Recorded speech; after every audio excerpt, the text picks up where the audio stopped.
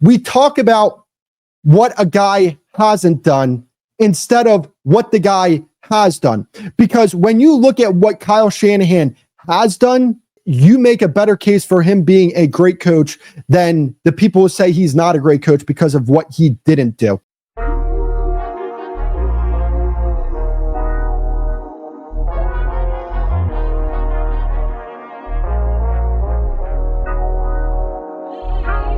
I want to move on to the San Francisco 49ers, the team that the Kansas City Chiefs played in the Super Bowl last year. I saw a head coaching list that, I'm not going to lie, I wanted to throw my phone through the window. They had CBS ranked all of the head coaches in the NFL. They had Kyle Shanahan ranked as the 7th best head coach in football. I find that absolutely blasphemous. Even if you want to just say, okay, we're ranking them based off what they did last season, I think that that's a really bad way to rank coaches.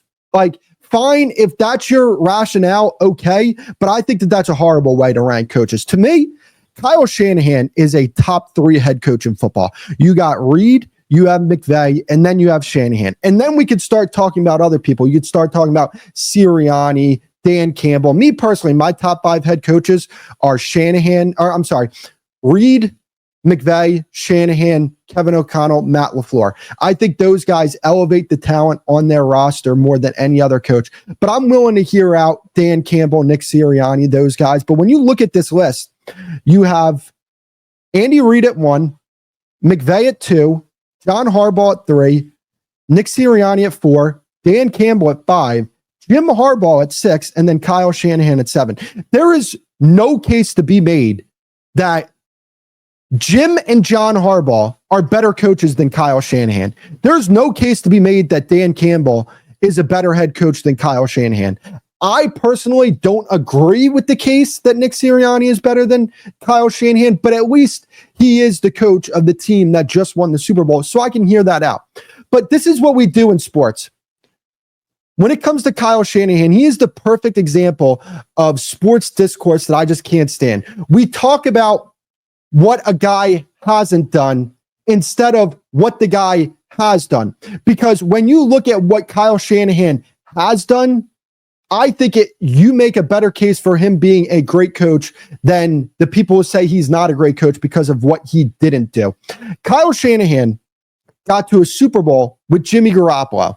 He got to a conference championship with Jimmy Garoppolo, where, by the way, they beat Dallas in Dallas. They beat Green Bay in Green Bay, where Rodgers had one of the best seasons of his entire career, and the Green Bay Packers looked like the clear favorites to come out of the NFC that year. And then they go into LA, and they should have won that football game. They absolutely should have won that football game. And if they win that football game with the way they play football, I think they would have beat the Bengals that year. But he got to a conference championship and almost won a Super Bowl with Jimmy Garoppolo as his quarterback. He then gets Brock Purdy, and they get to a conference championship, and then they get to a Super Bowl. Understand this. I don't believe that Garoppolo and Brock Purdy. Now, I think Brock Purdy is significantly better than Jimmy Garoppolo, but I think that there is a great case to be made that Kyle Shanahan absolutely elevates the level of play from both of those quarterbacks. And when you look at John Harbaugh at 3, John Harbaugh has one of the most talented quarterbacks the NFL has ever seen and can't get to a Super Bowl with him. Got to one conference championship with him, and the opposing team in that divisional game that they won to get to the conference championship, they scored 3 points in that game. Kyle Shanahan is one of the greatest play callers of the 21st century. That's how good of a play caller this guy is.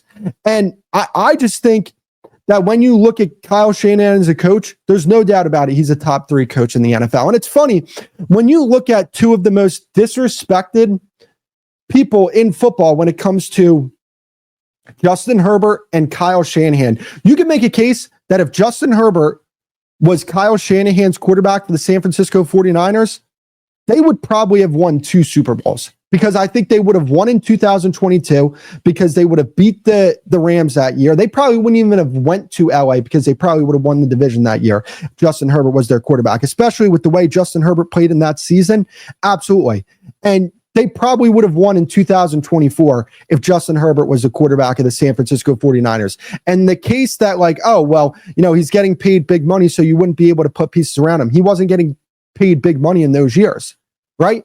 So those to me are two examples of guys that we talk about what they haven't done compared to what they have done. And what they have done is some very impressive stuff, which is why I just believe that Kyle Shanahan ultimately is at least a top 5 coach. I'm not hearing any case that Dan Campbell, John Harbaugh, and Jim Harbaugh are better than Kyle Shanahan. I'm just not hearing it.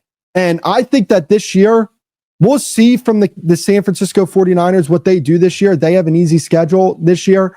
They are coming off a down season in their perspective, like when it comes to the San Francisco 49ers. But I have no doubt in my mind that, they're going to be a team that's going to be one of the better teams in the NFC. And it's going to be in large part because of what Kyle Shanahan is going to do for this offense. And I think when you look at the NFC right now, I can really only say that there's one team that is like definitively better than the San Francisco 49ers, and that's the Philadelphia Eagles.